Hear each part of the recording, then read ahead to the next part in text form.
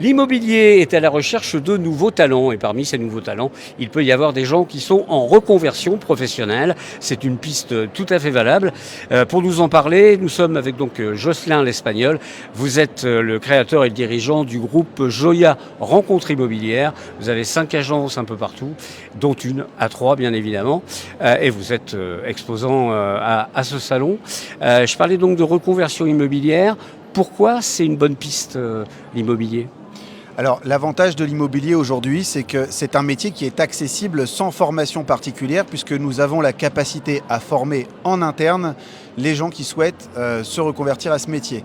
Ça veut dire que nous n'avons pas d'exigence en termes de diplôme ou de formation, uniquement en termes de savoir-être, puisque c'est un métier qui est avant tout basé sur une relation commerciale, mais surtout une relation humaine. Et donc les compétences, le savoir-faire immobilier s'acquiert et par l'expérience et par les formations internes que nous dispensons. C'est-à-dire ça, ce sont des formations presque techniques, c'est ça ? Alors, il y a des formations de savoir-faire commercial et de savoir-faire immobilier. Il y a un petit peu de technique aussi du bâtiment, puisque c'est un métier forcément qui touche au bâti, et donc des connaissances sont nécessaires.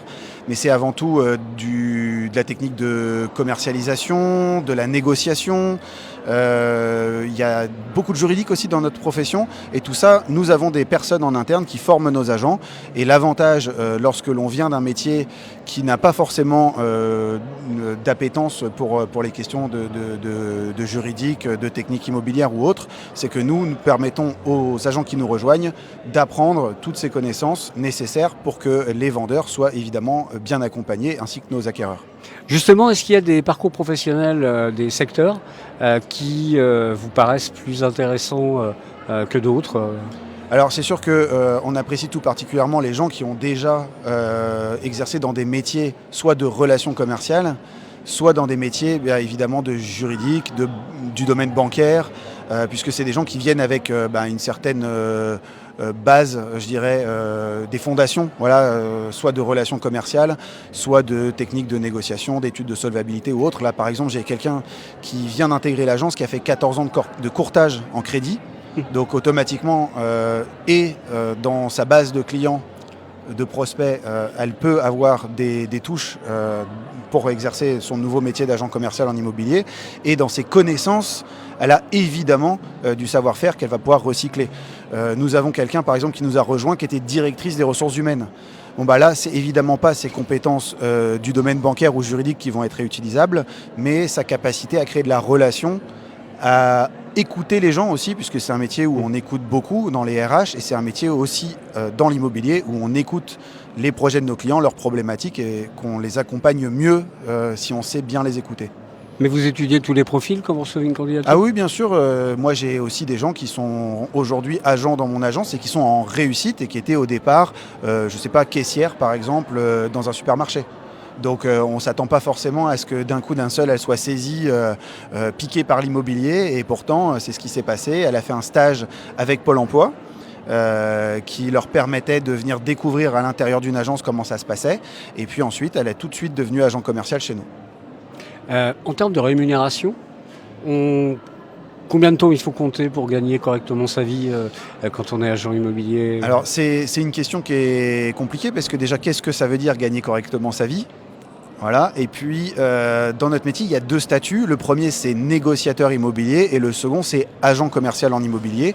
Il faut savoir que le premier, négociateur immobilier, c'est un statut où vous êtes salarié et vous percevez une rémunération qui est souvent un minima garanti de l'ordre de 800 € ou le SMIC, selon votre statut, si vous êtes VRP ou non, avec une partie variable qui est du coup beaucoup plus faible lorsque vous réalisez une vente. Mais ce n'est pas du tout un statut que nous proposons ou nous mettons en avant, parce qu'il n'offre pas de reconnaissance et surtout de rémunération à ceux qui sont dans la réussite et dans la performance. Nous privilégions le statut d'indépendant, et donc automatiquement c'est des gens qui démarrent avec une rémunération de zéro, puisqu'ils vont la construire au fur et à mesure qu'ils vont accompagner des projets. Et là, dans ce cas de figure, l'avantage, c'est qu'aujourd'hui, vous pouvez démarrer votre activité d'indépendant tout en continuant à percevoir votre chômage. Et donc, on a des gens qui mettent à profit les 2 années de droit dont ils disposent lorsqu'ils quittent leur emploi précédent pour pouvoir démarrer cette carrière. Et généralement, ça ne leur prend pas 2 ans pour être rémunérés. plus que ce qu'ils auraient touché du chômage. En règle générale, on dit qu'il faut 6 mois pour commencer à percevoir la rémunération de notre travail, puisqu'il faut à peu près 3 mois pour commencer à faire des ventes et 3 mois ensuite pour passer de la réalisation du compromis à la signature de l'acte authentique, le moment où le vendeur perçoit le bénéfice de sa vente et où nous percevons notre commission d'agence. Pour postuler, faut faire comment? Il suffit de nous envoyer un mail à rejoindre@joya.fr. Ok, bah écoutez, Voilà. merci beaucoup. Puis je rappelle que Joya Immobilier, rencontre immobilière, est présent à ce salon régional de l'immobilier qui se tient jusqu'à dimanche soir.